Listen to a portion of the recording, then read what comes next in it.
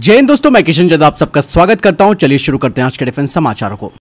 दोस्तों, महाराष्ट्र के नासिक में आज एक बड़ी दुर्घटना हो गई जिसमें कि हमारा एक Sukhoi 30 MKI fighter jet crash हो गया। हालांकि सौभाग्य ये इस बात का था कि हमारे दोनों पायलट्स सफलतापूर्वक इजेक्ट कर गए और दोनों ही पायलट सुरक्षित भी हैं। दरअसल इस एयरक्राफ्ट पर HAL के द्वारा मरम्मत का काम चल रहा था। हालांकि इस घटना को लेकर HAL की तरफ से ऑफिशियल बयान आना बाकी है। बता दें कि ये जो विमान है वो नासिक जिले के सिरसा गांव के एक खेत में जाकर क्रैश हुआ। कुछ तस्वीरें और वीडियोस भी इसके सोशल मीडिया पर वायरल हुए हैं। डबल इंजन वाला ये फाइटर जेट आग की लपटों में घिरा हुआ था। इस फाइटर जेट ने नासिक के औजार से उड़ान भरी थी और ये टेस्ट फ्लाइट से गुजरा था। आपको बता दें कि विमान को अभी इंडियन एयरफोर्स ने अपनी इन्वेंट्री में शामिल नहीं किया था। बढ़ते नेक्स्ट अपडेट की तरफ। जनरल एटॉमिक्स एरोनॉटिक्स सिस्टम के द्वारा विकसित MQ-9B ड्रोन, इसे लेकर अब भारत और अमेरिका के बीच चर्चाएं तेज हो गई है और ये डील करीबन $3.99 बिलियन के आसपास पहुंच चुकी है और इस ड्रोन को LAC और LOC दोनों पर तैनात किया जाएगा।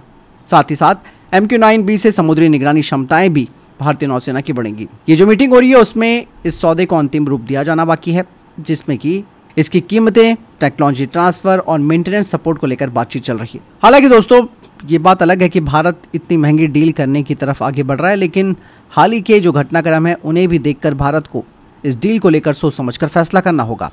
और कल मैंने आपको डिफेंस अपडेट में बताया था कि एक हफ्ते के अंदर 6 MQ-9 जो ड्रोन है उन्हें हूतियों के द्वारा निशाना बनाया गया है। ऐसे में काफ़ी सारी टेंशनें हैं इस ड्रोन को लेकर। बढ़ते हैं नेक्स्ट अपडेट की तरफ। दोस्तों, भारत ने 13 से 15 जून 2024 के बीच नोटम वार्निंग जारी की है, जिसमें कि जो डेजिग्नेटेड एरिया है वो 430 किलोमीटर का है। ऐसे में ये बात तो पता नहीं है कि किस चीज़ का परीक्षण होगा, लेकिन कहा यह जा रहा है कि हवा से हवा में मार करने वाली ब्रह्मोस मिसाइल या फिर सुखोई 30 MKI फाइटर जेट से लॉन्च की गई रुद्रम 2 हवा से सतह पर मार करने वाली मिसाइल का परीक्षण किया जा सकता है। बढ़ते नेक्स्ट अपडेट की तरफ। भारत अब अपने सशस्त्र बलों के लिए 4.25 लाख कार्बाइन खरीदेगा। इसके लिए अभी ग्रीष्मकालीन परीक्षण चल रहे हैं और इसके बाद साल के अंत में शीतकालीन परीक्षण भी होंगे और इस कॉन्ट्रैक्ट में करीबन 15 अलग अलग खिलाड़ी हैं। और आपको बता दें कि ये जो कार्बाइन है वो 5.56 mm 245 कैलिबर की होंगी और ये ट्रायल्स इस साल के अंत तक खत्म हो जाएंगे, जिससे पता चलता है कि जो ऑल वेदर परफॉर्मेंस है उसे इंश्योर किया जाएगा इन क्लोज क्वार्टर बैटल कार्बाइंस का। बढ़ते नेक्स्ट अपडेट की तरफ। दोस्तों, HAL ने अब अपने मरीन यूटिलिटी हेलीकॉप्टर के बारे में एक बड़ी घोषणा की है, जिसमें कि उन्होंने कहा कि इस हेलीकॉप्टर का जो डेवलपमेंटल ट्रायल है वो इस साल के अंत में हो जाएगा और ये जो नया वेरिएंट होगा वो फोल्डेबल मेन रोटर और टेल सेक्शन के साथ होगा ताकि ये वॉरशिप में आसानी से आ सके। साथ ही कोराइजन रेजिस्टेंस भी होगा। इसके अलावा इसकी पेलोड क्षमता भी बढ़ी हुई होगी और इसमें मैरीटाइम ऑपरेशन के लिए एडवांस नेविगेशन सिस्टम भी लगाया जाएगा। भारतीय नौसेना करीबन 60 मरीन यूटिलिटी हेलीकॉप्टर को खरीदना चाहती है और 2026 में इनकी तैनाती की योजना बनाई जा रही है। बढ़ते नेक्स्ट अपडेट की तरफ। भारत अब धीरे धीरे रशिया के हथियारों पर निर्भरता कम कर रहा है और आप सब जानते हैं कि भारत ने रूस से करीबन 60 बिलियन से अधिक मूल्य के हथियार भी खरीदे हैं और इसी वजह से भारत रूसी सैन्य उपकरणों का सबसे बड़ा आयातक बन चुका है। लेकिन अब इन सब चीजों को दरकिनार करते हुए भारत ने अब इन हथियारों पर अपनी निर्भरता कम करनी शुरू कर दी है। कारण बहुत सारे हैं। भले ही रशिया के साथ हमारे शीत युग से काफी अच्छे संबंध रहे हो और भारतीय सेना के शस्त्रागार में जो फाइटर जेट, टैंक और पनडुब्बियां हैं वो रशिया निर्मित है। लेकिन दोस्तों, हाल ही में जिस तरीके से उभरती हुई चुनौतियां सामने आई है, जियोपॉलिटिकल सिचुएशन सामने आई है, इसे देखते हुए भारत अब रशिया से इस निर्भरता को कम कर रहा है और खास तौर पर भारत पश्चिमी देशों के साथ, जिसमें कि अमेरिका के साथ अपनी रणनीतिक साझेदारी बढ़ा रहा है, जिसमें कि टेक्नोलॉजी ट्रांसफर भी अमेरिका के द्वारा भारत को किया जाएगा और भारत अपनी रक्षा रणनीति में आधुनिकीकरण और स्वदेशीकरण दोनों पर जोर दे रहा है। यानी कि मेक इन इंडिया पहल का उद्देश्य ही घरेलू रक्षा विनिर्माण को बढ़ावा देना है और विदेशी आपूर्तिकर्ताओं पर निर्भरता कम करना है। दरअसल भारत स्वदेशी अनुसंधान और विकास में इन्वेस्टमेंट करके अपनी अत्याधुनिक रक्षा टेक्नोलॉजी को विकसित करना चाहता है ताकि अपने सशस्त्र बलों की जो आवश्यकताएं हैं उन्हें पूरा किया जा सके और आत्मनिर्भरता पर ये जो फोकस है वो भारत की रक्षा क्षमताओं को आगे बढ़ाएगा। आपको मैं बता दूं कि भारत ने हाल ही के वर्षों में न केवल अमेरिका बल्कि फ्रांस, इजराइल और UK के साथ कई तरीके के डिफेंस कोलैबोरेशन किए हैं। इससे कुल मिलाकर ये बात साफ हो जाती है कि भारत अपनी रक्षा क्षमताओं को बढ़ाने के लिए एक क्षेत्रीय शक्ति के रूप में अपनी स्थिति को मजबूत करने के लिए तैयार है। बढ़ते नेक्स्ट अपडेट की तरफ। दोस्तों, भारतीय सेना के vice chief lieutenant general Upendra Dwivedi ji ने ब्रह्मोस एरोस्पेस हेडक्वार्टर का दौरा किया और इस दौरान ब्रह्मोस एरोस्पेस की CEO ने ब्रह्मोस मिसाइल प्रणाली के लिए स्वदेशी कंपोनेंट्स को विकसित करने में ब्रह्मोस एरोस्पेस के द्वारा की गई प्रगति के बारे में उन्हें बताया, क्योंकि ब्रह्मोस भारतीय शस्त्रागार का एक महत्वपूर्ण एसेट है। एक ब्रीफिंग के दौरान लेफ्टिनेंट जनरल द्विवेदी जी ने ब्रह्मोस एरोस्पेस को आगे के स्वदेशीकरण प्रयासों के महत्व पर जोर देने को कहा और साथ ही साथ ब्रह्मोस मिसाइल प्रणाली में अधिक से अधिक स्वदेशी टेक्नोलॉजी और कंपोनेंट्स को शामिल करने के लिए तेजी लाने की बात कही। बढ़ते नेक्स्ट अपडेट की तरफ दोस्तों, मेसर्स एल&टी शिपयार्ड कट्टुपल्ली में दूसरे कैडेट ट्रेनिंग शिप की की लेन सेरेमनी आयोजित की गई। आपको बता दें कि 7 मार्च 2023 को रक्षा मंत्रालय और मेसर्स एल&टी के बीच 3 कैडेट ट्रेनिंग शिप्स के स्वदेशी डिजाइन और निर्माण के लिए अनुबंध किया गया था।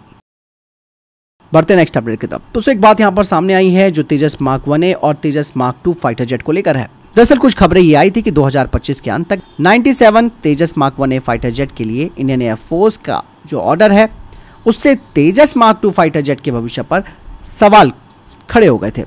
लेकिन HAL के DGM ने बताया कि तेजस मार्क 1A और MK2 प्रोग्राम के बीच किसी भी तरीके का कोई टकराव नहीं है और ना ही ये चिंता का कारण है।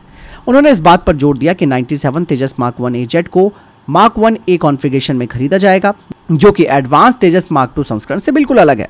इसके अलावा HAL की तरफ से कहा गया है कि इंडियन एयरफोर्स के पास तेजस मार्क 1A और मार्क 2 दोनों संस्करणों को इंटीग्रेट करने की पूरी गुंजाइश है क्योंकि तेजस मार्क 2 एक अलग भार श्रेणी से संबंधित है जो कि तेजस मार्क 1A की तुलना में अलग अलग ऑपरेशनल आवश्यकताओं को पूरा करता है। यह अंतर सुनिश्चित भी करता है कि इंडियन एयरफोर्स के फाइटर जेट की फ्लीट के भीतर एक दूसरे की भूमिकाओं को खत्म नहीं किया जाएगा। भारतीय वायुसेना के द्वारा तेजस मार्क 1A और मार्क 2 दोनों ही वेरिएंट का अधिग्रहण किया जाएगा। मार्क 1A विशिष्ट मिशनों के लिए एक विश्वसनीय और लागत प्रभावी विकल्प प्रदान करता है, जबकि मार्क 2 अपनी बढ़ी हुई क्षमताओं के साथ अधिक मांग वाली आवश्यकताओं को पूरा करता है। और ये जो विविधीकरण है वो भारतीय वायुसेना की समग्र एयर कॉम्बैट क्षमताओं को मजबूत करता है। और तेजस मार्क 2 की अगर बात की जाए तो उसमें मार्क 1A की तुलना में अधिक शक्तिशाली इंजन, एडवांस एवियोनिक्स और अधिक पेलोड क्षमता है। भारत के सुखोई बढ़ते नेक्स्ट अपडेट की तरफ दोस्तों, HAL भारत के सुखोई 30 MKI फाइटर जेट के अपग्रेडेड प्रोग्राम में महत्वपूर्ण भूमिका निभाने के लिए अपनी कमर कस रहा है। हाल ही में HAL के प्रमुख की तरफ से कहा गया है कि सुखोई 30 MKI अपग्रेड प्रोग्राम में HAL की भागीदारी जो केवल भागीदारी से भी आगे बढ़कर है। HAL प्रमुख एजेंसी के रूप में इसका काम करेगी जो कि भारत के घरेलू रक्षा उद्योगों के समाधानों के साथ अपग्रेड को इंटीग्रेट करने के लिए जिम्मेदार होगी। और यही नहीं, स्वदेशीकरण पर यह ध्यान डिफेंस टेक्नोलॉजी में आत्मनिर्भरता के लिए सरकार के प्रयासों के अनुरूप भी है। साथ ही HAL के प्रमुख की तरफ से कहा गया है कि उनका लक्ष्य अगले वर्ष के भीतर इस प्रोग्राम को अंतिम रूप देना है। और सुखोई 30 MKI अपग्रेड प्रोग्राम भारतीय वायुसेना की बढ़त को बनाए रखने के लिए काफी महत्वपूर्ण है। इसमें एडवांस एवियोनिक्स, हथियार प्रणाली और संभावित रूप से स्वदेशी कंपोनेंट्स के साथ इस फाइटर जेट का आधुनिकीकरण उभरते हुए खतरों के सामने इसकी प्रभावशीलता को सुनिश्चित करेगा। बढ़ते नेक्स्ट अपडेट की तरफ दोस्तों, एयरबस ने अपने ground breaking wingman stealth fighter drone का अनावरण कर दिया है और ये बेहद घातक ड्रोन होने वाला है। एयरबस का ये जो विंगमैन स्टेल्थ फाइटर ड्रोन है वो काफ़ी एडवांस होने वाला है। विंगमैन स्टेल्थ फाइटर ड्रोन अलग अलग युद्ध सिनेरियो में रणनीतिक लाभ प्रदान करने के लिए डिज़ाइन किया गया है। इसमें एडवांस टेक्नोलॉजी लगाई गई है। इसकी स्टेल्थ क्षमता एक असाधारण विशेषता है जो कि रडार का पता लगाने की क्षमता को कम करती है। यही नहीं, ये डिज़ाइन ड्रोन को दुश्मन की सुरक्षा में घुसने और पता लगाने के जोखिम को कम करते हुए महत्वपूर्ण खुफिया जानकारी इकट्ठा करने की अनुमति देता है। यही नहीं, अत्याधुनिक एवियोनिक्स और ऑटोनोमस प्रणालियों से लैस विंगमैन जटिल मिशनों को सटीकता और दक्षता के साथ एग्जीक्यूट कर सकता है। इसके आर्टिफिशियल इंटेलिजेंस एल्गोरिथम खुद से निर्णय ले सकते हैं और मिशन योजना और वास्तविक समय के खतरों का आकलन करने में भी वो सक्षम होंगे। यानी कि इसका ये जो ऑटोनोमस सिस्टम है जो कि AI से कॉन्फ़िगर है वो मानवीय हस्तक्षेप की आवश्यकता को कम कर देगा। इस ड्रोन का मॉड्यूलर डिजाइन, निगरानी उपकरण, इलेक्ट्रॉनिक युद्ध प्रणाली और प्रिसीजन गाइडेड म्यूनिशन सहित अलग अलग पेलोड को ये ले जा सकता है जो कि सुनिश्चित करता है कि विंगमैन टोही और निगरानी से लेकर आक्रामक अभियानों तक के अलग अलग मिशनों को पूरा कर सकता है। बढ़ते नेक्स्ट अपडेट की तरफ दोस्तों, अमेरिका ने मिनटमैन 3 का परीक्षण किया है जो कि एक इंटरकॉन्टिनेंटल बैलिस्टिक मिसाइल है। इसे अमेरिका की सेना में पहले ही शामिल किया जा चुका है।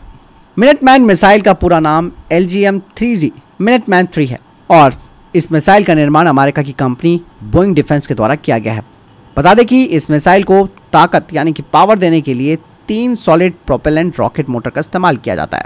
इस मिसाइल का वजन 36,030 किलोग्राम है और इसकी रेंज करीबन 10,000 किलोमीटर तक कही जा रही है। इतना ही नहीं, ये मिसाइल 24,000 किलोमीटर प्रति घंटे की रफ्तार से उड़ान भरने में सक्षम है। इसमें 3 वॉरहेड लगाए जा सकते हैं। मतलब साफ है कि ये मिसाइल एक ही साथ 3 जगहों पर परमाणु हमला कर सकती है। मिनटमैन 3 की पर यूनिट की कॉस्ट करीबन $7 मिलियन है। चलिए बढ़ते हैं नेक्स्ट अपडेट की तरफ दोस्तों। भारतीय फर्म थ्रोटल एरोस्पेस ने अपना डिफेंडर एंटी ड्रोन प्लेटफॉर्म तैयार किया है, जो कि artificial intelligence powered vision based techniques का इस्तेमाल करता है ड्रोन को ट्रैक करने के लिए, और साथ ही ये दुश्मन के ड्रोन को जाली यानी कि नेट के जरिए पकड़ सकता है। बढ़ते हैं नेक्स्ट अपडेट की तरफ दोस्तों। अमेरिका की मरीन कॉर्प ने अपना MQ-9A रीपर ड्रोन फिलीपींस के एयरफोर्स बेस पर डिप्लॉय किया है, और ये डिप्लॉयमेंट रोटेशनल बेसिस के तौर पर तैनात किए गए हैं। यहाँ से अमेरिका साउथ चाइना सी में इस ड्रोन के जरिए निगरानी कर सकता है और ड्रैगन की हर चाल पर नज़र भी रख सकता है। आपको बता दें कि खुद फिलीपींस की गवर्नमेंट ने अमेरिका से रिक्वेस्ट की थी कि उन्हें ये ड्रोन चाहिए, ताकि बासा एयरबेस पर इस ड्रोन को तैनात किया जाए और चीन की हरकतों के खिलाफ नज़र रखी जा सके। और यही नहीं, इसके जरिए US इंडो पैसिफिक कमांड के साथ कोऑर्डिनेशन भी बहुत ईजी हो जाएगा। बढ़ते नेक्स्ट अपडेट की तरफ दोस्तों। पाकिस्तान की एयरफोर्स अब भविष्य पर नजर गड़ाकर रखी हुई है। वो न केवल चाइना के FC-31 स्टेल्थ फाइटर जेट को हासिल करना चाहती है, बल्कि वो न केवल चाइना के FC-31 स्टेल्थ फाइटर जेट को हासिल करना चाहती है, बल्कि इसे स्थानीय स्तर पर बनाना भी चाहती है। FC-31 के डेवलपर शेंगयांग एयरक्राफ्ट कॉर्पोरेशन के साथ पाकिस्तान की बातचीत चल रही है। FC-31 एक मीडियम साइज का 2 इंजन वाला 5वीं पीढ़ी का स्टेल्थ फाइटर जेट है, जिसे कि उन्नत हवाई युद्ध के लिए डिजाइन किया गया है। ये पाकिस्तानी एयरफोर्स के लिए एक महत्वपूर्ण छलांग भी है, क्योंकि FC-31 उनके मौजूदा बेड़े में स्टेल्थ क्षमताएं जोड़ देगा। कहा जा रहा है कि 2030 तक JF-17 को रिटायरमेंट करने के बाद FC-31 को वो अपनी इन्वेंट्री में ज्वाइन कराएंगे, और इस सौदे के लिए बाकायदा चाइना ने WS-13 इंजन के लिए जोड़ दिया है, जबकि पहले JF-17 के लिए इसे रिजेक्ट कर दिया गया था। WS-13 को FC-31 और संभावित रूप से भविष्य के JF-17 वेरिएंट के लिए संभावित पावर प्लांट के रूप में फिर से देखा जा सकता है। तो फिलहाल ये थे अभी तक के टॉप डिफेंस अपडेट। वीडियो के सामने कोई प्रश्न जवाब आपको कोई सवाल है कमेंट सेक्शन में लिखकर जरूर पूछ सकते हैं। वीडियो को लाइक और शेयर जरूर कीजिएगा। जय हिंद, वंदे मातरम।